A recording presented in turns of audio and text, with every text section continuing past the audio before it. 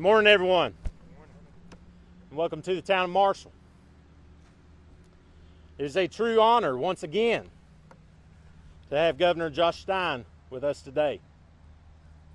Governor, we are deeply grateful for your leadership, your steadfast support, and your partnership with our community. Your commitment to Western North Carolina has made a real difference in our recovery and our future. We are also pleased to welcome back Secretary Reed Wilson from the North Carolina Department of Environmental Quality. Mr. Secretary, thank you for being here. Thank you. And thank you for the important work that you and your department do across our region and state. This past year has tested our community in ways we never imagined. Hurricane Helene brought real hardship, but it also brought out the very best in our people. We've seen neighbors helping neighbors, local organizations working side by side, and a spirit of resilience that reminds us of what Madison County is made of. Now, throughout it all, Governor Stein has been a steady partner, not just to Marshall, but to towns across all of Western North Carolina. He has made it clear that our mountain communities matter and that the state is committed to helping us rebuild stronger, safer, and better prepared for the future. His leadership and the resources he's helped deliver have made a real difference here on the ground. So on behalf of the town of Marshall and all of Madison County, I want to say thank you, Governor. Thank you for your support. Thank you for your leadership. And thank you for your belief in the people of Western North Carolina. So ladies and gentlemen, please join me in welcoming the Governor of North Carolina, Mr. Josh Stein.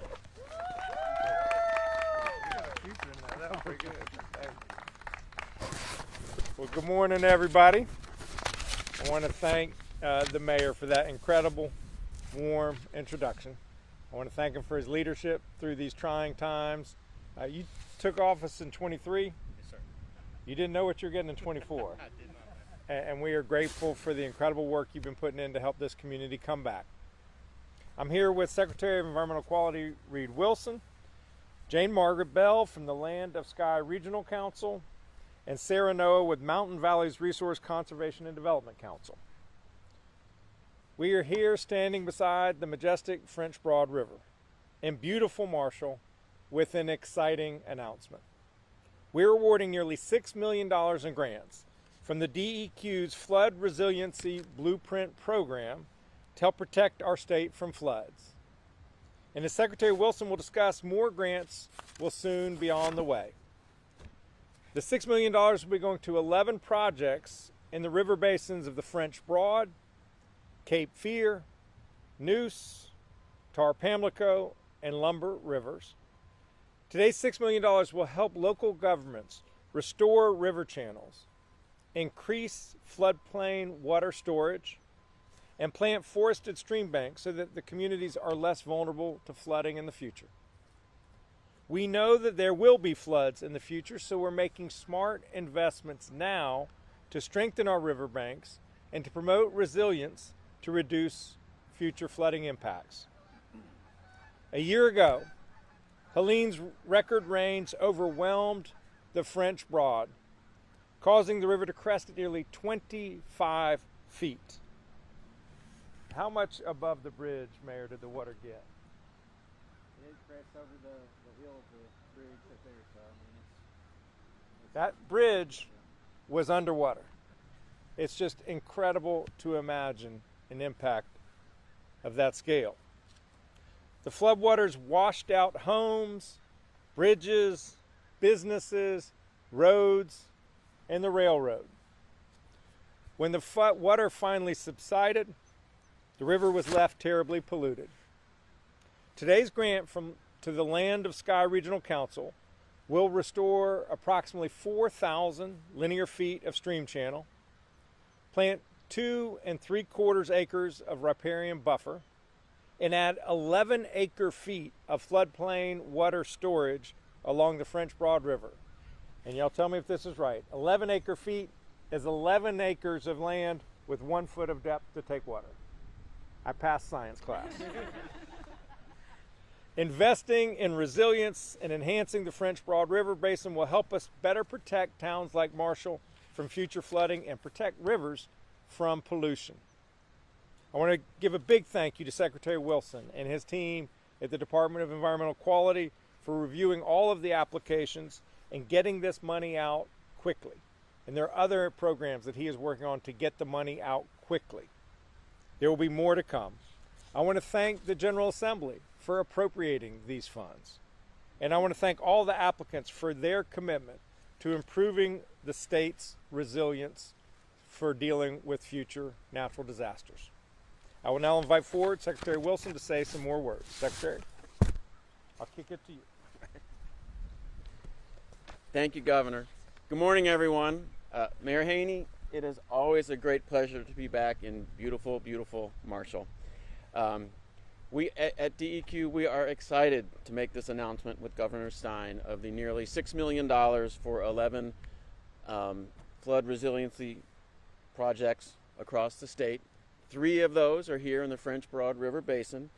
I think we all know that North Carolina is facing increasingly frequent, severe, and expensive flooding events, and that is why the North Carolina Flood Resiliency Blueprint was created. And want to thank the General Assembly, just like the Governor did, for providing the funds to create the blueprint. A few words about what it actually is. It is a groundbreaking data-based initiative that helps local governments plan and invest in specific strategies and projects to make their communities more resilient to future floods. So by uniting data, tools, and expertise, the blueprint empowers local leaders to protect residents and businesses and critical infrastructure, thereby building communities' resilience to these future flooding events. So again, thanks to the General Assembly. This is the state's largest investment ever in flood mitigation. And so far, DEQ has funded 72 projects from the blueprint around the state, totaling $35 million. And that includes the 11 projects that we are talking about today. So we are here along the French Broad, and this is near where the Land of Sky Regional Council will restore about 0.8 of a mile of the stream channel and plant stream bank vegetation to hold the stream bank in place so that this area can better absorb floodwaters. The amount of money coming to this particular project is $789,000 from the blueprint. The other 2 projects in the French Broad River Basin are, one is in Yancey County to the Soil and Water Conservation District. They'll receive $100,000 to restore close to 1,000 feet of stream channel and add natural flood storage in a residential area that was heavily impacted by Helene. And in Haywood County, the Southwestern Commission will restore about 1/2 mile of stream channel, plant 3 acres of forested vegetation along the banks of the Pigeon River in Clyde. And that will be $110,000 for that project. As with many grant programs, these 11 grants are the result of a partnership with local entities, but also within our department. So the funds come from the blueprint, but these particular projects were selected by our Water Resources Division because they have expertise in these kinds of things. And the really good news is that in the coming weeks and months, DEQ will allocate $9 million more for flood resiliency projects in the French Broad Basin. And so we'll be coming back again to make those announcements in the near future. I want to stress, though, that this funding we're announcing today is just one of the things we have been doing at DEQ to provide local governments and community groups with funding and other assistance to help rebuild Western North Carolina in a more resilient fashion. For instance, we have approved $86 million out of nearly $700 million that the Environmental Protection Agency has allocated to us to help local communities rebuild drinking water systems and wastewater systems, and not just to build them the way they were, but to make them more resilient for future flooding. And if you're a local government and you haven't applied yet, if you apply by November 3rd, you'll be considered for the next round of funding, but that is not the final round of funding. Let me be clear. We'll be allocating these dollars for a good while. Also, as of this week, local governments can apply for grants from a total of $10 million available for dam safety projects, and a separate $25 million for repair and upgrades and expansions of damaged recycling infrastructure in the mountains. If you're a local government, get in touch with us. We may be able to help you with some of those grant funds. Also, we have granted $12 million to 2 nonprofits to clean up stream debris along 125 miles in the North Carolina mountains, and we have invested $5 million to install microgrids to improve energy resiliency in the future. We have a whole bunch of other things we're doing, but I want to get to our next speakers. But I just want to stress that we have been very active, and DEQ is in this for the long haul. We want to be as helpful as we possibly can to the communities in Western North Carolina so that they can recover, rebuild, and be more resilient to future storms that we know are coming. So thank you, and it is my pleasure to turn over the platform to Sarah Noah. Sarah?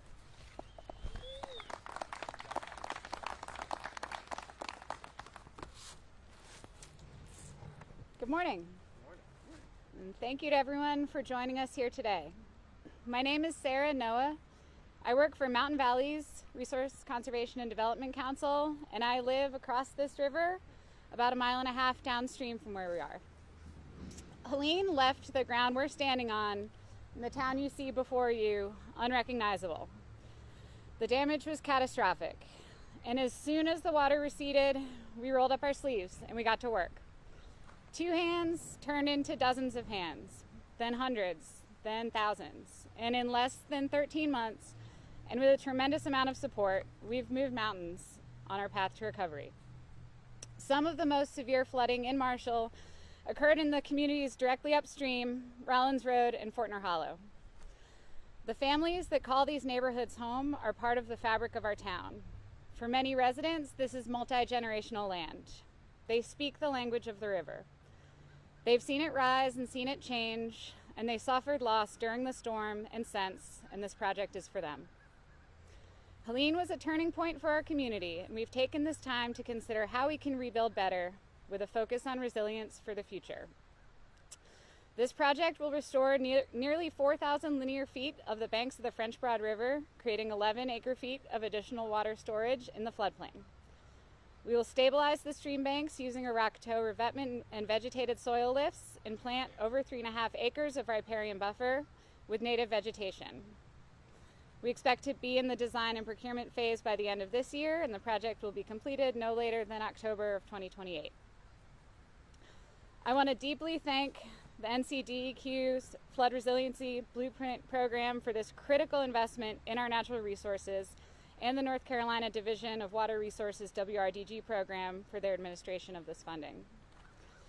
I also want to thank the Madison County Soil and Water Conservation District, the Town of Marshall, and Jennings Environmental for support in the application phase. As well, we have additional funders who are making this project possible. The NC Soil and Water Conservation District STRAP program, Light End Center of Consciousness and Action, the French Broad Crossing Madison County Support Foundation, the Community Foundation of Western North Carolina's Emergency Disaster Relief Fund, and Madison Alliance for Rebuilding Communities. Lastly, this would not have been possible without the encouragement and guidance of the team at Land of Sky Regional Council. This project highlights how effective the partnership between RC&Ds and units of government can be in implementing projects that enhance and conserve natural resources and improve people's lives. Thank you. And I would like to introduce Jane Margaret Bell from Land of Sky Council.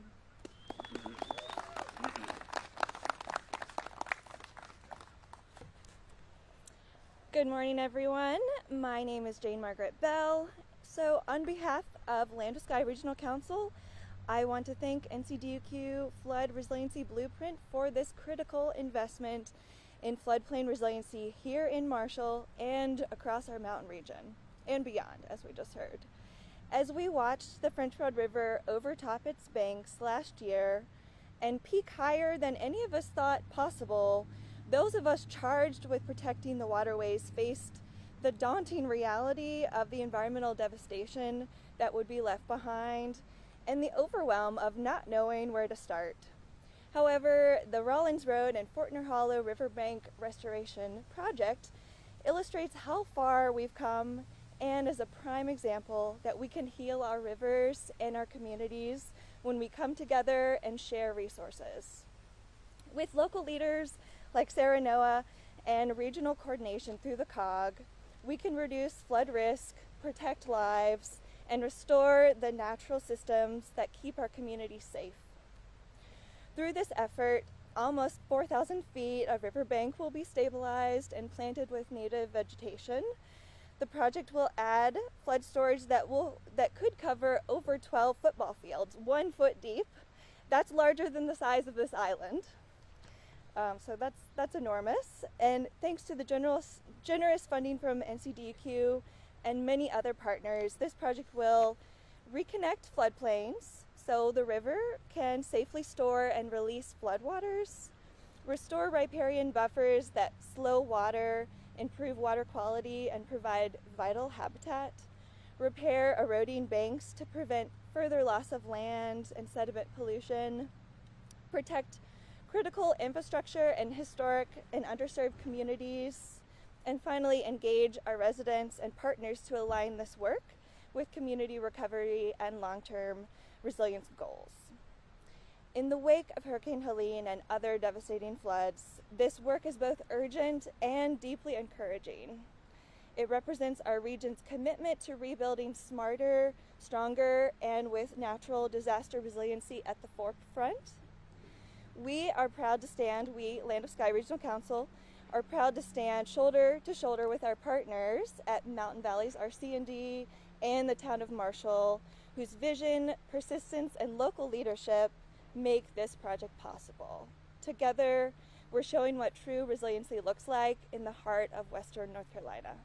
Thank you so much.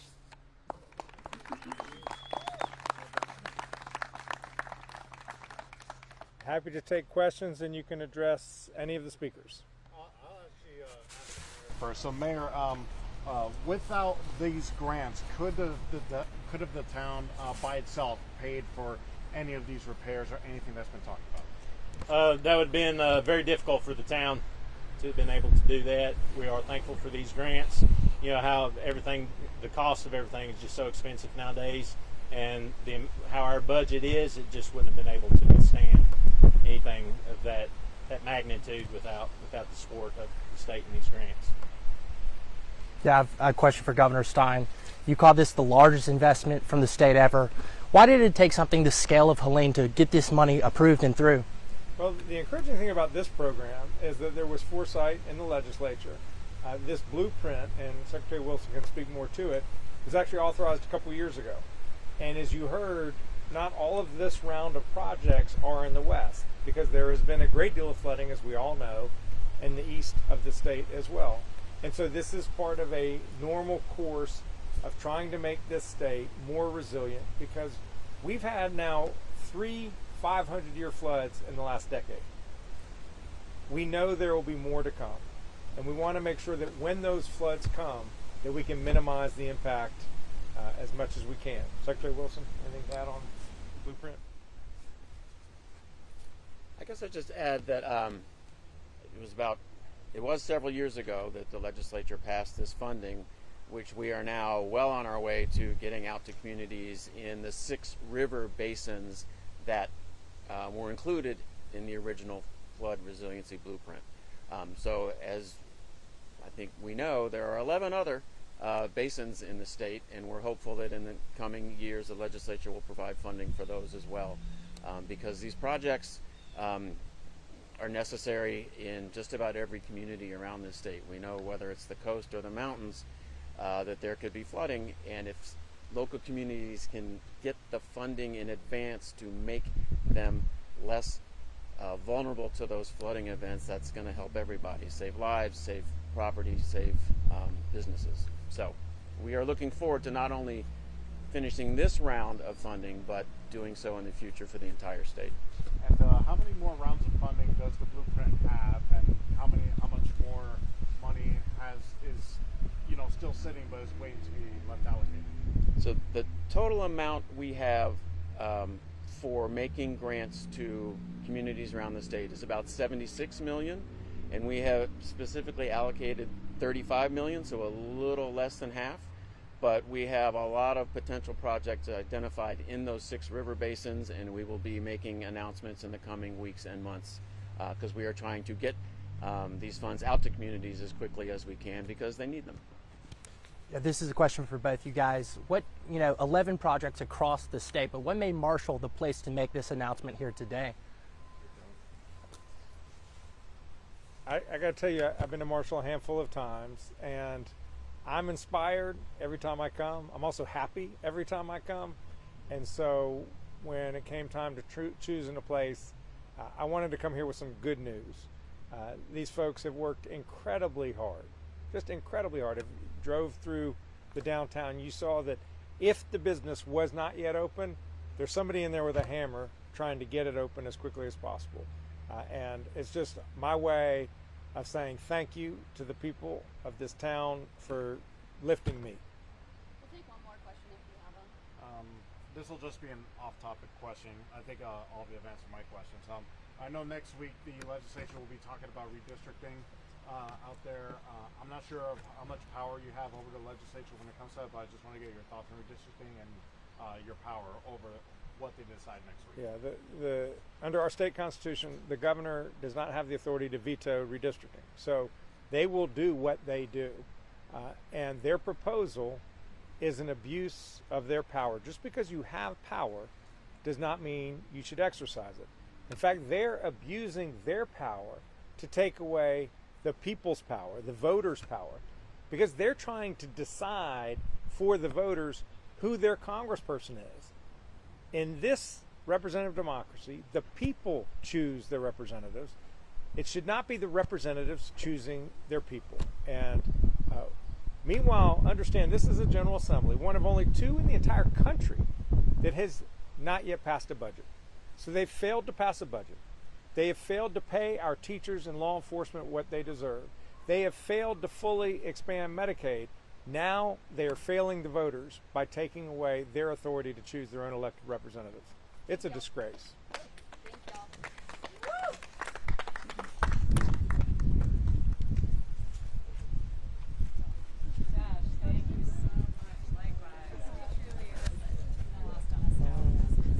I'm going to try to get a